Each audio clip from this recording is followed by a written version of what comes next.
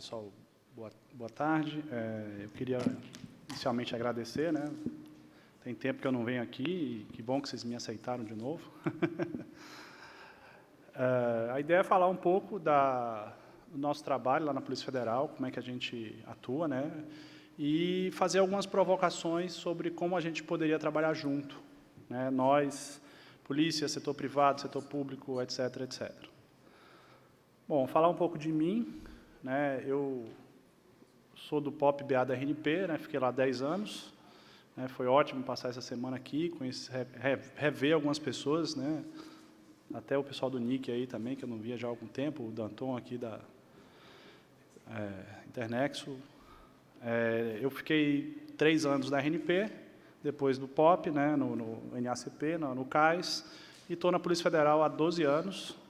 Eu fiquei 4 anos na TI da polícia e estou no Serviço de Repressão a Crime Cibernético já há 8 anos. Né? Fora isso, eu sou um péssimo triatleta, um péssimo músico e tento ser um bom pai, não sei ainda, daqui a 20 anos ele vai me dizer se foi ou não. Falar um pouquinho da Polícia Federal. A Polícia Federal é a Polícia Judiciária da União, então a gente atende crimes contra a União. Isso é uma questão importante, porque a gente só atua se for, por exemplo, crimes contra o serviço público. Então, por exemplo, quando a gente fala de serviço bancário, a gente só atua se for a Caixa Econômica Federal, que é um banco público, né, em geral. Existe uma zona cinzenta, que são essas infrações que exigem repercussão interestadual ou internacional, que exigem repressão uniforme, então a gente pode atuar em alguns outros casos. E outras questões ali que eu não vou pontuar muito. Então, essa é a estrutura. Eu trabalho no Serviço de Repressão a Crimes Cibernéticos. Para quem conhece a estrutura do serviço público, o serviço é uma caixinha bem pequena para o tamanho do problema que a gente tenta resolver. E, dentro dessa caixinha, a gente ainda tem 3 outras caixinhas, que são as unidades, que são informais, ou seja, o chefe não recebe um centavo a mais por isso. E a gente tem uma unidade de fraude bancária, uma unidade de pornografia infantil e a unidade que eu trabalho, que é a unidade de crimes de alta tecnologia. Então, a gente tem, basicamente, na Polícia Federal, na parte de crime cibernético, essas 3 áreas. Então, nossa unidade foi criada em 2003 e ela virou uma unidade formal em 2011, então a gente ficou aí alguns anos informais também, né? E a gente atua nessas questões, né? Fraudes eletrônicas, a partir do GPA, do Grupo Permanente de Análise, que vê toda a questão de Internet Banking quanto clonagem de cartões, né? A nossa unidade que cuida dos crimes de alta tecnologia, e a parte de pornografia infantil, que era uma outra unidade, de uma outra diretoria, que foi incorporada em 2014 à nossa unidade. Nós somos o órgão central e a gente tem presenças, né, tanto no órgão central, né, quanto nos estados. Então, esses estados, a gente tem o Grupo de Repressão a Crimes Cibernéticos. Infelizmente, não foram criadas as delegacias ainda. Hoje, tem 15 operacionais e, onde não tem grupo, tem pelo menos uma pessoa responsável. Então, a gente atua, né, em 100% território nacional. A gente não faz investigação na sede, a gente direciona a investigação para uma das pontas. Então, a nossa missão como órgão central é coordenar essa atividade, né, todas essas que eu elenquei. A parte de treinamento, então, a gente faz treinamento para os policiais, tenta difundir algum conhecimento, faz algum tipo de P&D para desenvolver novas ferramentas, eu vou falar um pouco sobre isso, e a gente apoia outras investigações que não necessariamente têm relação com crimes cibernéticos, mas que demandam algum especialista. E a parte de cooperação internacional, que hoje assim, virou um problema gigantesco. A gente teve uma boa notícia essa semana que o Brasil pode vir a entrar na Convenção de Budapeste, eu espero que, no sul da área jurídica, mas eu espero que isso melhore um pouco a nossa situação. Então, a minha unidade é a UTC, não tem nada a ver com zona de tempo, cuida dos crimes de alta tecnologia, dessa prospecção e capacitação. Bom, alguns números, esses números são nossos, a gente percebeu um prejuízo de fraude bancária de 3 bilhões, considerando os bancos que a gente atua. A parte de pornografia infantil, a gente recebe 40 mil ocorrências por mês, em média, e nos crimes de alta tecnologia, a gente cuida de todos esses casos aqui, invasão, vazamento de dados, sequestro de dados, ransomware, negação de serviço, mineração clandestina de criptomoeda, tudo isso cai para a gente. Então, assim, dá para ter uma dimensão aí do tamanho do problema que a gente tenta resolver, com um efetivo pequeno e com unidades, organizacionais pequenas. A minha unidade, por exemplo, só tem 4 pessoas. Isso aqui é uma visão minha, eu posso estar errado nisso aqui. Né? Para mim, segurança cibernética é um conceito amplo.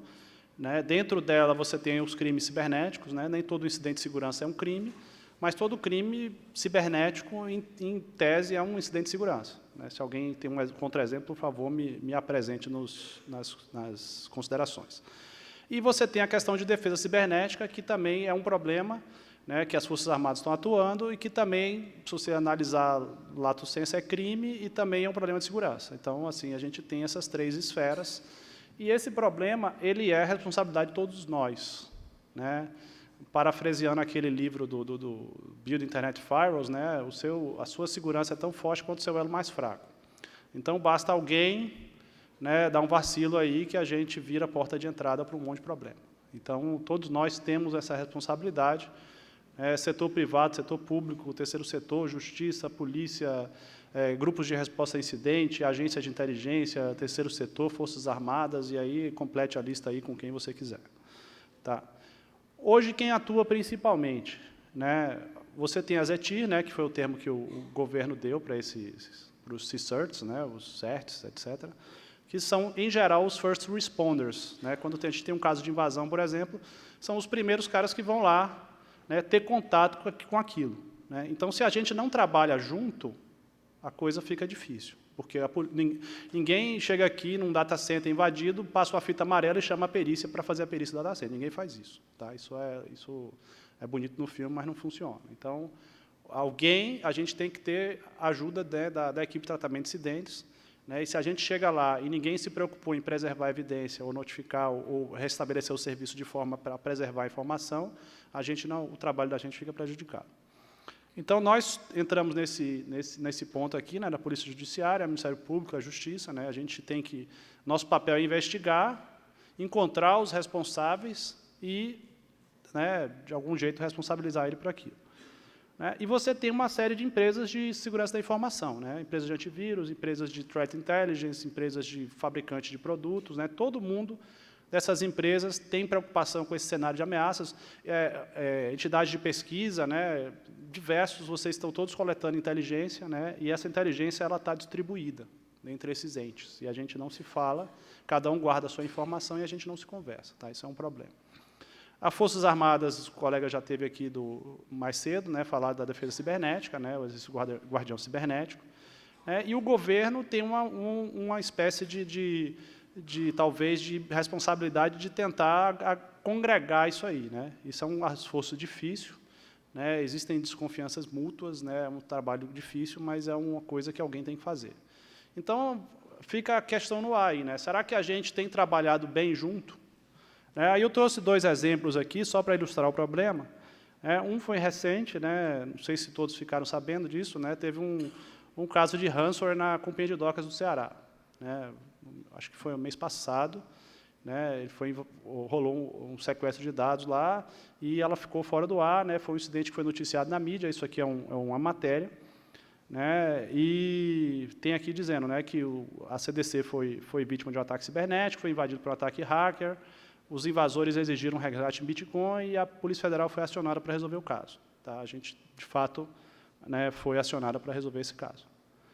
E aí, nesse meio tempo, no mesmo dia ou no dia seguinte, teve um monte de outros casos de ransomware. Por exemplo, esse que teve na Espanha, né? E a gente começou a ver muitos casos se repetindo.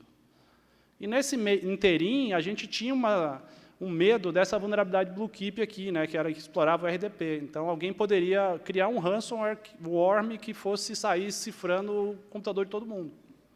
Então, assim, tinha aquele pânico assim, meio espalhado. Né? E aí eu pergunto, né, tinha relação esses incidentes? O que a gente precisava ali para se proteger? Né? Alguém notificou alguma coisa? Alguém soltou um alerta? Alguém postou alguma coisa em algum lugar? Como é que vocês, que são de rede, se protegem, né, de um possível ataque que está acontecendo e que pode escalar? Né? Quantos incidentes tiveram? Né? Quais foram as medidas tomadas? Né? Tem um ataque em larga escala? Tem alguma crise nisso aí? Né?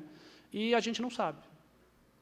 Se alguém sabe, por favor, comente nos comentários, mas nós não ficamos sabendo. Então, no meu entender, nós falhamos aqui nesse caso. Tá? Isso é um problema. O outro caso foi o caso WannaCry, foi talvez o caso de pânico maior que a gente teve nos últimos anos.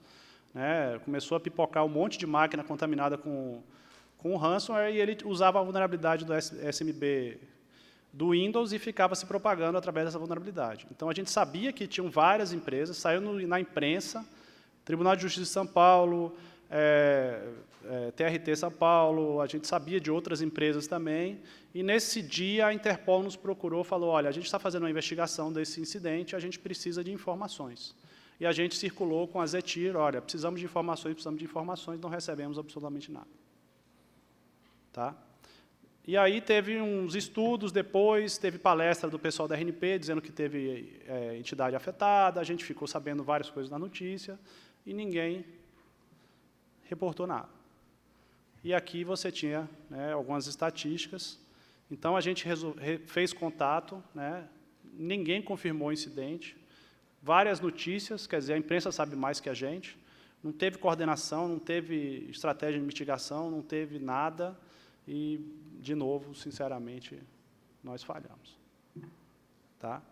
E aí eu entro no dilema da ETIR. Né? Eu sou de ETIR, eu trabalhei no CAIS 3 anos, e eu nunca entendi, né, esse gráfico que é um fim em si mesmo. Né?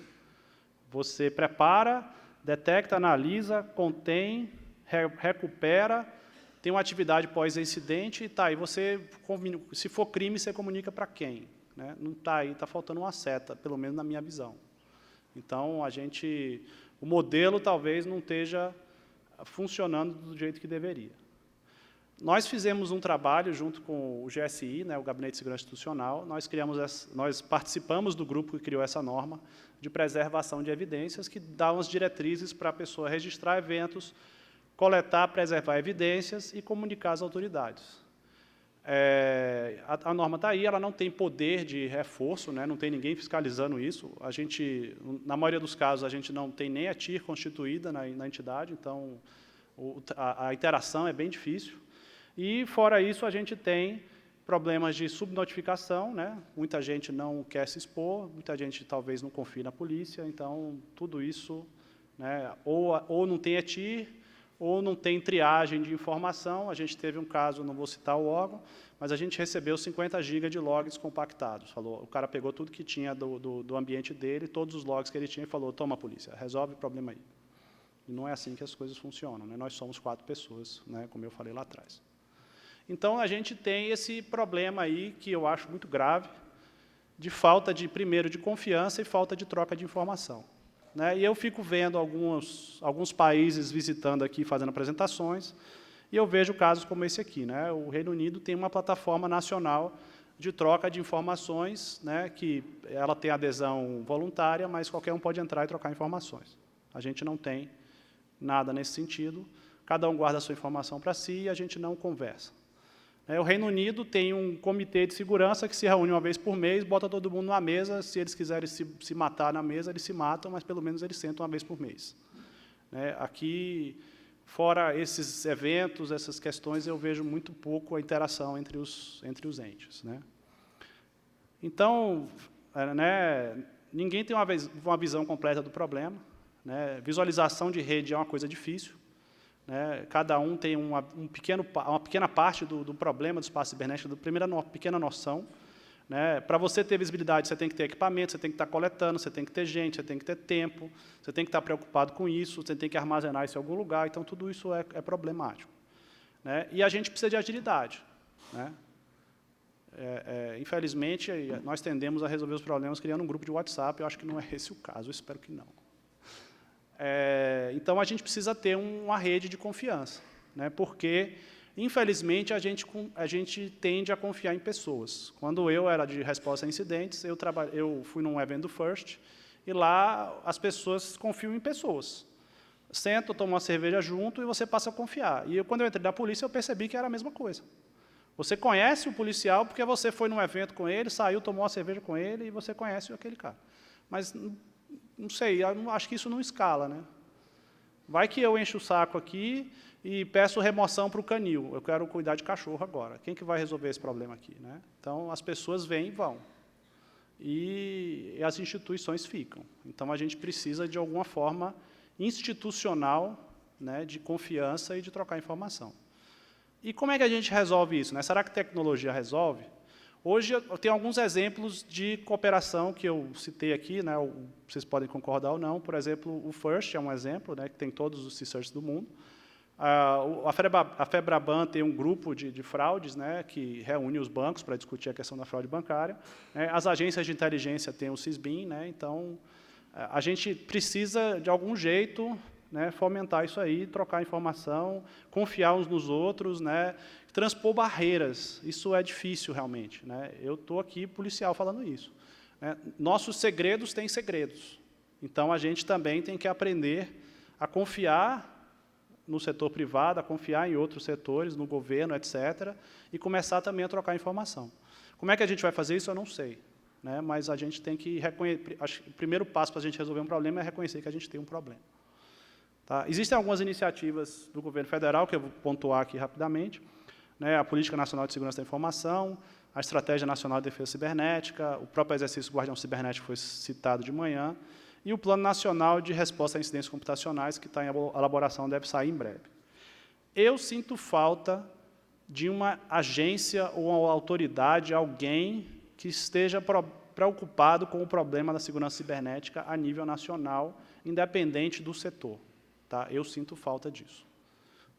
Essa é a solução para o problema? Não sei, mas eu acho que falta alguma coisa. Falta uma cola aí para juntar essas partes. Bom, a gente tem essa vontade, né, de coletar informações, a gente tem essa dificuldade, e em 2010, eu fiz algumas palestras sobre isso. A gente tinha um projeto, na época, um pouco megalomaníaco de coletar informação. A gente estava no contexto dos grandes eventos, né, havia uma preocupação com questão de hacktivismo, com redes sociais, né, todo mundo queria coletar essa informação, fazer o famoso OSINT, né, Open Source Intelligence. Né, e a gente tinha um crescimento naquela época aí desses crimes de alta tecnologia, né, ataques de DDoS, invasão, defacement, malware, botnet, né, tinha muito worm circulando aí, né? Então a gente falou, não, vamos tentar coletar alguma informação para a gente ter uma noção do que está acontecendo, né? E aí a gente começou a esbarrar em alguns problemas. A gente sabia o que a gente queria, mas a gente não sabia como. A gente queria ter tendências, alguma coisa que dissesse, olha, está acontecendo alguma coisa, você tem que tomar uma ação, ou quando a gente fosse investigar, a gente ter o histórico da informação para poder conseguir investigar. Então a gente não sabia como, não existia a tecnologia, a gente não entendia o problema direito e o foco era excessivo em redes sociais. Todo mundo queria coletar Twitter, Facebook, etc. Aí eu peguei um slide aqui da época, que era a nossa visão. Então, a gente ia fazer parcerias com empresas de segurança, instituições, e-tiros, etc., ia pegar tudo que tinha de informação, jogar num liquidificador maluco lá, ia bater tudo, ia sair a informação, e a gente ia juntar com a internet, e as bases da gente, né, tudo muito lindo na figurinha, mas, tá, como é que faz isso? Não sei. E, no fim, a gente contratou o pessoal do CTI, Renato Acha, foi um bom parceiro com a gente, para tentar entender o problema. Eles criaram um piloto, né, para coleta de redes sociais, para demonstrar o conceito. Depois, esse projeto foi para a Secretaria Extraordinária de Grandes Eventos, virou um outro projeto, e continuou nesse foco de OSINT e redes sociais. A gente viu outras iniciativas passarem, teve um GT da RNP, que era o projeto AWS, que era também de coleta de informação para gerar alertas, né, e várias empresas desenvolveram ferramentas nesse sentido, né, o mercado estava caminhando para esse sentido. E a gente meio que deixou esse assunto de lado um tempo. E aí surgiu essa questão aqui, né? Hoje se fala muito sobre isso, né? Cyber Threat Intelligence, que é uma sub-área da inteligência de ameaças, que é uma sub-área da área de inteligência. Então, eles pegaram, o setor privado pegou a doutrina de inteligência, que era militar e policial, e aplicou nesse campo cibernético. Então, eu considero isso uma evolução da questão de resposta a incidentes. Então, seria uma análise de adversários, capacidades, motivações e objetivos. E isso casa perfeitamente com a gente. O objetivo é diferente, né? O analista de ameaças, ele quer se proteger das ameaças, ou quer detectar a ameaça na rede dele, a gente quer encontrar o cara e chutar a porta, né, digamos assim. Então, mas há uma confluência aí, né? E quando você estuda os modelos, né, eles são modelos da área de inteligência. Inclusive, esse modelo F3EAD a gente usa na polícia. Então, tem claramente uma interseção aí, né? Então, você tem aí um monte de processo, um monte de modelo, e, pelo visto, a gente começou a ver, bom, não, o setor privado está caminhando para o mesmo caminho que a gente. Tá? Então, hoje, esse mercado ele é gigantesco, né? Se estima que ele vai chegar, em 2023, a 12 bilhões de dólares, então tem muita empresa investindo nisso, tem muita empresa coletando informação, tem muita empresa desenvolvendo o que eles chamam de actionable intelligence, né? Inteligência que eu consigo tomar uma ação em cima, quer dizer, inteligência que serve para alguma coisa. Existem diversas plataformas disso, então isso efervesceu e nos fez pensar, pô, aquele projeto lá parado, vamos fazer alguma coisa com ele. Né? E aí, se a gente chega nesse cara aqui, que está virando o padrão de compartilhamento de informações. Então, aquela pergunta lá, não temos uma plataforma para trocar informações, agora temos. Quer dizer, a tecnologia está aí, mas a gente não conseguiu aplicar ainda. Né? As conversas que eu tive com alguns setores, todo mundo falou, olha, até hoje a gente tem um grupo de WhatsApp para tentar fazer o projeto ir para frente, mas o projeto não anda para frente. A ferramenta está pronta, falta procedimento, falta adesão. Né? Então, a gente tem que fazer alguma coisa com isso aí. Nós temos o nosso MISP, fica dentro da nossa intranet e não fala com ninguém. Então, viramos uma ilha de novo. E a questão do passivo DNS. Né? Quem mexe com Threat Intelligence e não sabe o que é passivo DNS, você está fazendo isso errado. Né? Aquele meme, you're doing it wrong. Né? Passivo DNS é a coleta histórica de DNS. Então, você está investigando uma campanha de malware, por exemplo, o domínio já saiu do ar, porque alguém notificou, o cara tirou do ar, e você quer achar o cara. Se você não tem como preencher os vazios, você não tem como achar o cara. Então, para nós, DNS passivo é de vital importância. Se vocês fazem resposta a incidentes, fazem inteligência de ameaças, deveria ser de vital importância para vocês. Só que nós não temos a informação, a gente fica usando a ferramenta dos outros. Por que o Brasil não tem a sua própria? Né? Então, fica outra provocação aí. Né? A gente poderia estar coletando isso de uma forma anônima, sem identificar o cliente. A gente podia estar montando uma base de dados e cada parceiro poderia ter acesso a essa base de dados contribuindo com informação. Seria uma forma de fazer. Tá? Aí fica o exercício aí para o leitor. Existem diversas empresas fazendo isso e elas vendem essa informação. Algumas dão de graça, você consegue consultar, e nossa experiência é que a visibilidade do Brasil é baixa. Então, se a gente coletasse isso no Brasil, a gente teria uma visibilidade melhor desse assunto. Tá? Então, são coisas para a gente pensar. Na Europa, eles têm esse projeto que, basicamente, é a coleta passiva DNS na Europa inteira e montando uma base e todo mundo usando para investigar. Seja setor privado, seja polícia, seja etc. Então, não é tão difícil de fazer, é sentar e fazer. Esse aqui é uma plataforma gratuita, que você pode criar uma conta lá, só que é uma empresa dos Estados Unidos, eu, como policial, fico consultando isso aqui e o cara sabe que eu estou consultando. Nesse caso, como é uma conta gratuita, eu posso criar, sei lá, uma conta que não me vincule como policial e ficar consultando, mas não é legal, né? Acho que a gente tem que desenvolver a inteligência nossa, nacional, e não ficar usando a inteligência dos outros. E esse meu amigo aqui, né, que é o que viabilizou muita coisa recentemente, né, o Elasticsearch, é gratuito, você instala na tua infraestrutura e você pode coletar a informação que você quiser. Hoje a gente coleta desde tráfego de rede, log, a gente faz uma série de coisas com Elasticsearch, né, tem alguns nessa sala que eu sei que são fãs de Elasticsearch também, e é gratuito. Né? Existe uma versão paga, mas 90% do que você precisa fazer, você faz com a versão gratuita, ele não tem limitação de quanto você pode enxertar lá dentro, né, e as possibilidades são muitas. Tá? Então, o cenário mudou, né, e a gente hoje tem tecnologia. A gente tem modelos de inteligência, a gente tem tecnologia, a gente tem padronização para trocar de informação, Stix, Taxi, Cybox, OpenOC, etc., um monte de ferramenta gratuita, Cuckoo Sandbox para análise de malware a gente usa também. Então, assim, está tudo aí, né? A tecnologia está aí, está faltando a gente organizar esse balaio de gato. Tá? Nós temos uma visão nossa, né, referente àquele projeto, que é mais ou menos isso aí. Eu sou péssimo de figuras, peço desculpas aí pelo gráfico horroroso. Eu olho para isso aqui e falo, pô, nem eu estou entendendo o que eu fiz aí. Né? Mas eu tinha que fazer uma figura bonitinha para alguém olhar e falar, não, vamos fazer isso aqui. Mas está aí. E, para fechar, falar um pouco da nossa questão de cooperação. Né? Hoje a gente tem uma cooperação muito forte com os bancos, por conta do projeto Tentáculos, que trata da questão das fraudes bancárias. não vou falar muito sobre isso, porque demandaria mais tempo. A gente tem uma cooperação internacional muito forte, né? A gente prendeu pessoas importantes, né, do mundo que estavam aqui no Brasil, né? A Darkcode, por exemplo, Wall Street Market, Deep.Web foi o último, era um israelense que morava em Brasília, né, em conjunto com outras polícias. Então, assim, a gente está vendo que essa questão da cooperação internacional ela está avançando porque o problema ficou muito grande e alguma hora ele vai se resolver, né?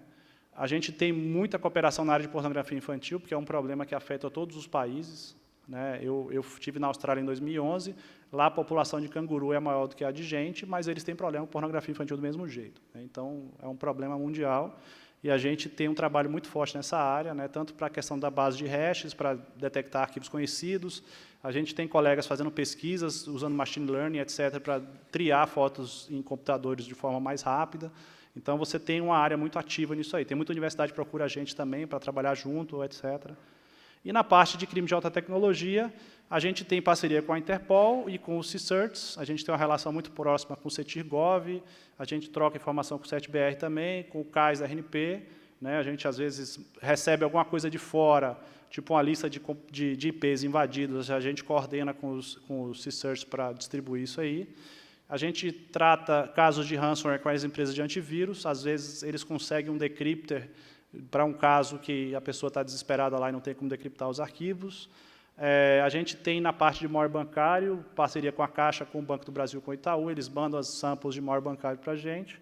E na parte de Cyber Threat Intelligence, a gente tem acesso às plataformas da Kaspersky e da Microsoft, né? Então, aí fica a terceira provocação, né? Se vocês têm informação, se vocês têm algum interesse conjunto conosco, né, nos procure e vamos ver o que a gente consegue fazer para a gente trabalhar junto. Tá? Eu tinha uns slides de uma operação, mas eu não vai dar tempo, né? Tem um episódio no Discovery Channel, até hoje eu não sei como é que a comunicação social deixou um negócio desse acontecer, né? E eu tive o privilégio de ter um ator me interpretando num episódio de um seriado. Então, isso não tem preço. Cara, ele joga xadrez e não é careca, já ficou melhor do que eu. Bom, desafios que a gente tem para fechar, né, a questão de cooperação internacional, né, é difícil. A gente finalmente vai andar em relação à Convenção de Budapeste, eu espero que ande, eu espero que realmente seja positivo, porque não é minha área, eu só posso rezar que seja algo bom. E a parte do setor privado, né, a gente está de olho nessas empresas de Threat Intelligence, a gente está tentando fechar algumas parcerias, né. Eu brinco que a gente é o Underfunded Law Enforcement Agency, né? O FBI chega lá e sai comprando tudo. A gente não. A gente, eu sou pobrão aí, você não faz uma parceria com a gente? Tá? A parte de criptografia é um desafio para a gente, né? Tanto a questão de dispositivo e tráfego, né? A questão de DNS passivo, essa questão de DNS over HTTP e TLS, isso vai prejudicar também essa questão, né? São coisas que estão aí, a gente vai lidar com isso. Eu, particularmente, não vejo com bons olhos essa questão de vamos inserir um backdoor na criptografia. Eu acho que esse não é o caminho. A gente tem que conversar como sociedade e encontrar formas de preservar a privacidade das pessoas e preservar a investigação, mas que não sejam agressivos. Questão de estrutura organizacional, né?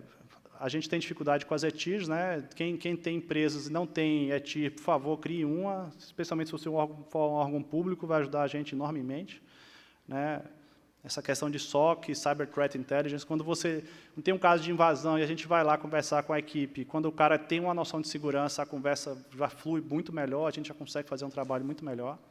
Né? A questão da cultura de cibersegurança, a gente tem falta aí, né? Muita coisa, tanto de legislação, normativos, né? Não tem entidade para regulamentar isso aí. E muita subnotificação. Muita gente não confia na polícia, não procura a gente, não vai atrás, acha que a gente não vai conseguir pegar ou que a gente não tem condições de fazer e por aí vai. Por fim, não foi o Moreiras que pagou para mim fazer isso, mas a gente tem um problema enorme com o CGNAT. Volta e meia a gente pede um IP e a operadora diz eu não tenho como individualizar porque não tem a porta de origem. Muitos serviços não logam a porta de origem e a gente convive com esse problema. Então, se todo mundo migrar para IPv6, especialmente os serviços, vai melhorar muito a nossa vida. Tá? Então, o governo poderia dar o exemplo, isso é uma falha nossa, eu me colocando como governo. Tem uma recomendação na EPING, mas não tem, assim, conversei com alguns órgãos, ninguém está seguindo, né, isso aí. Por fim, as ameaças cada vez mais complexas, cada vez mais numerosas, e a gente precisa mudar de cultura, e a gente precisa confiar uns nos outros e trocar informação. Eu não vejo outro caminho para a gente sobreviver a esse inferno que a gente vive. E, com esse calor na minha cabeça aqui, eu termino e deixo meu e-mail aí, quem quiser trocar uma ideia, me chamar para tomar um cafezinho, estamos aí, e abro para quem quiser perguntar qualquer coisa. Menos concurso. Muito bem. Boa tarde, Leonardo da Zenit Tecnologia. Eu queria, na verdade, trazer uma discussão, uma perspectiva sobre a questão da lei da transparência. Eu entendo que, obviamente, vocês não vão poder liberar a investigação nem nada, mas quando saiu a lei da transparência, nasceram alguns bots, nasceram alguns projetos, o Serenato do Amor teve aí para provar que você consegue rastrear e conectar muita informação, mesmo que você só tenha aquela liberação pública, que liberou e deixa lá e dane-se, mas alguém vai lá, condensa isso, ajusta, e opa, aqui tem uma incongruência.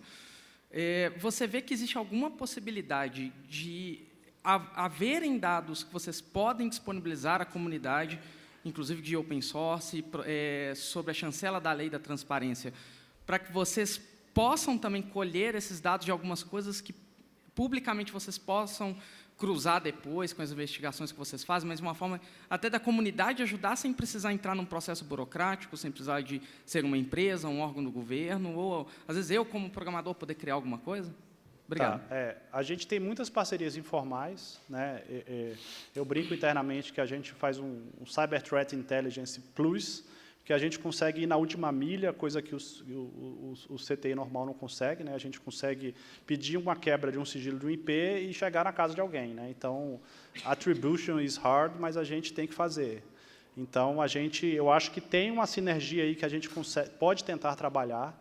A gente vai ter que repensar até como é que a inteligência policial funciona, como é que a gente trabalha, porque eu tenho uma investigação, no momento da investigação, obviamente, a investigação tem sigilo.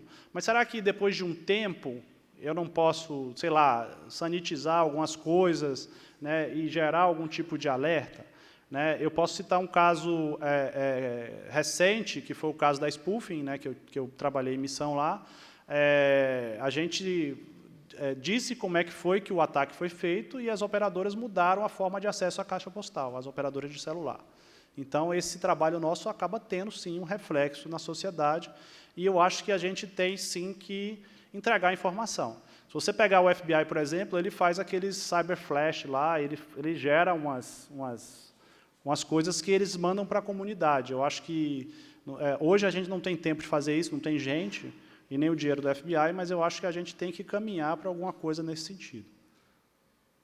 Obrigado. Yuri. Olá, sou a Ayub da Novacor.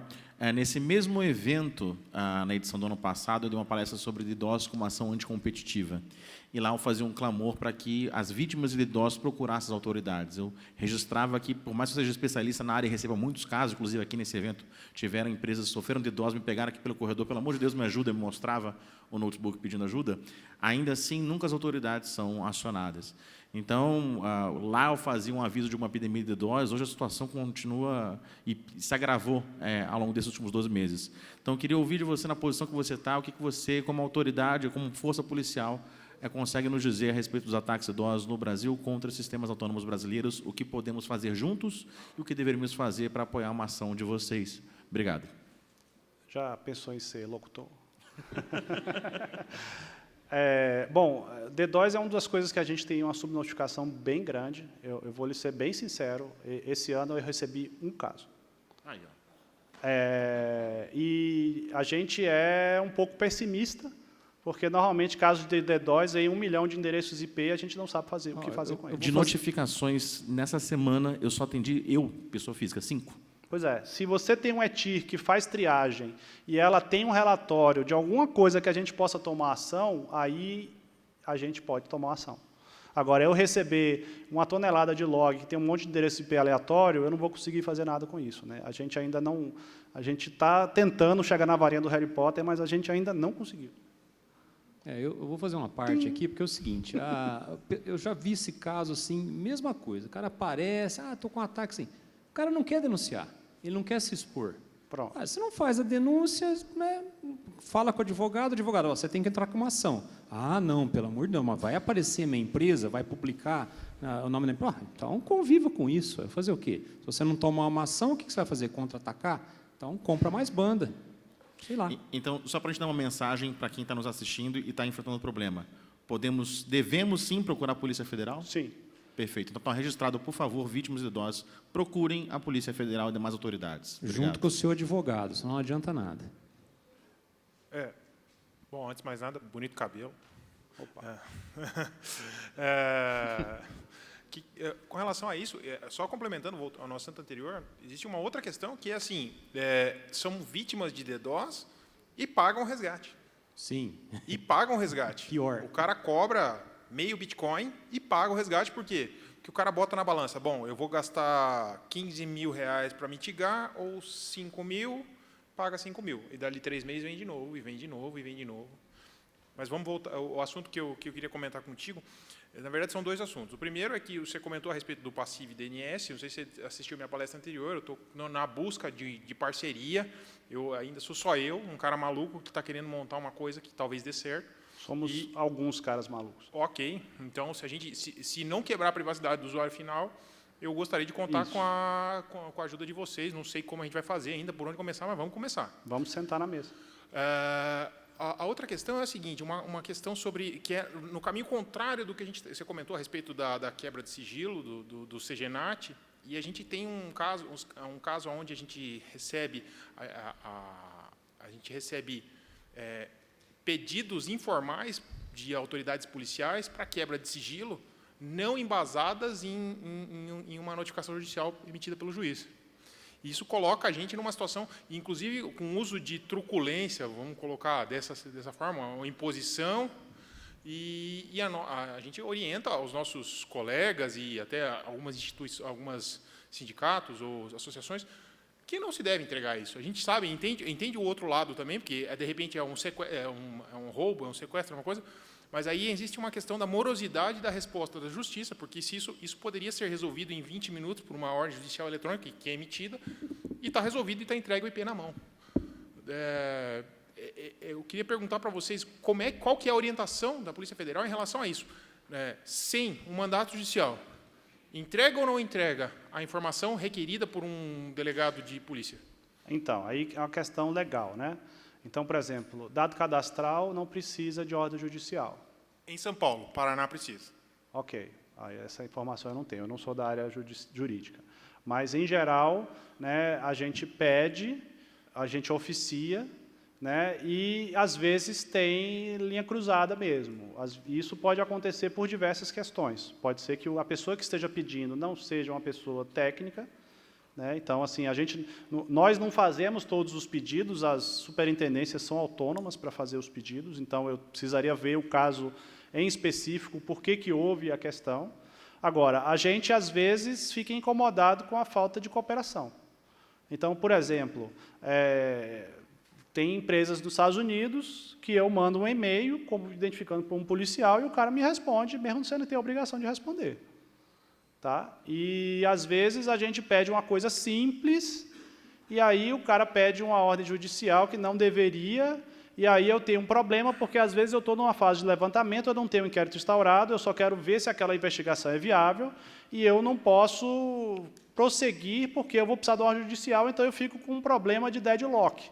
Eu não tenho inquérito para pedir ordem judicial, e eu não consigo iniciar a investigação para instaurar o inquérito. Então, eu fico ali no vai, não vai. Então, assim, é o que eu falo, essas coisas têm relação sempre com a falta de diálogo, de fato. E eu concordo com você que quem passa a ser truculento perde a razão. Ok, isso é um problema muito sério, porque a gente, fazendo uma extrapolação, digamos que por um pedido extraoficial, eu divulgue uma informação sobre o caso de pedofilia, de alguma forma essa informação vaze, aí aquele indivíduo fica se sabendo, numa cidade do interior, que aquele cara está sendo investigado Sim. por pedofilia, e de repente não é, porque pode ter Sim. sido uma false tip, Pode sei ser um lá. erro, sim. E daí o cara fica com estigma e daí eu tomo um processo porque eu vazei a informação. Perfeito. Então, a São gente situações fica... que acontecem e a gente tem que aprender a lidar com elas. Então, Uma das razões de eu estar aqui, né? A gente verdade, tentar eu se aproximar. Agradeço muito sua presença. A gente haver uma aproximação em relação a isso é muito importante. A gente tem muito problema com isso e a gente gostaria de ter, sei lá, algum canal mais próximo com vocês para falar sobre isso. O que eu posso te passar é meu e-mail, que está na apresentação, né? E aí Ok. eu posso tentar encaminhar do jeito que eu puder. Muitíssimo obrigado. Nada. Danton? Voltando ao assunto de DDoS, eu imagino que empresas como a Nexus Galho, a Arbor, que fazem mitigação de DDoS, tenham a possibilidade de coletar um bocado de inteligência nessa área, né? Seria interessante cooptá-los aí para cooperar nesse setor. Bem lembrado, eu tive acesso ao Atlas da Arbor por um tempo, eles davam acesso ao law enforcement, eu acho que depois não teve mais, e, de fato, é um caminho interessante para a gente seguir. Agora, é aquela coisa, né? Se ninguém está notificando, para que eu vou gastar energia com isso? Né? Eu faço uma brincadeira, né? Por favor, levem na brincadeira, eu brinco o seguinte, olha, se ninguém denunciar nada, eu vou sentar e ficar no Facebook o dia inteiro, que o meu salário é o mesmo. Né? Então, eu quero trabalhar, mas vocês precisam me ajudar a trabalhar também. Manuel da Globo, mais uma dúvida mesmo, porque a gente é uma organização privada, né? Não está ali. Quando você falou que precisa de dados para cyber intelligence, cyber threat intelligence, por exemplo, vocês precisam já desse dado tratado? Ou, por exemplo, se todos os SPs aqui mandarem a informação lá de carry do DNS para um RSyslog da polícia, isso já ajudaria? Ou, na verdade, você está buscando algo mais tratado, algo mais mastigado? Depende do caso. Por exemplo, para passivo DNS, para eu montar uma base de passivo DNS, ou para nós montarmos uma base de passivo DNS, o dado bruto é suficiente, desde que sanitizado, porque não me interessa quem pediu a consulta. Né? Mas, assim, infelizmente, a nossa TI não tem armazenamento infinito, eu queria pegar a internet toda, botar numa caixa e indexar, mas eu não tenho como fazer isso. Né? Então, algum tipo de tratamento dessa informação tem que acontecer. Né? A gente já teve, no passado, pessoas assim, que não entendiam direito o problema, querendo resolver o problema na polícia, indexando tudo que aparecia. Então, o cara queria pegar um buraco negro lá, jogar todas as interceptações telefônicas, as interceptações telemáticas, todos os documentos, todos os backups, jogar lá e bater a varinha do Harry Potter e sair todo mundo que cometeu crime. Né? Seria lindo se isso fosse verdade, mas não é. Muito bem. Mais alguma observação? Não? Vamos agradecer, então. Obrigado, Ivo.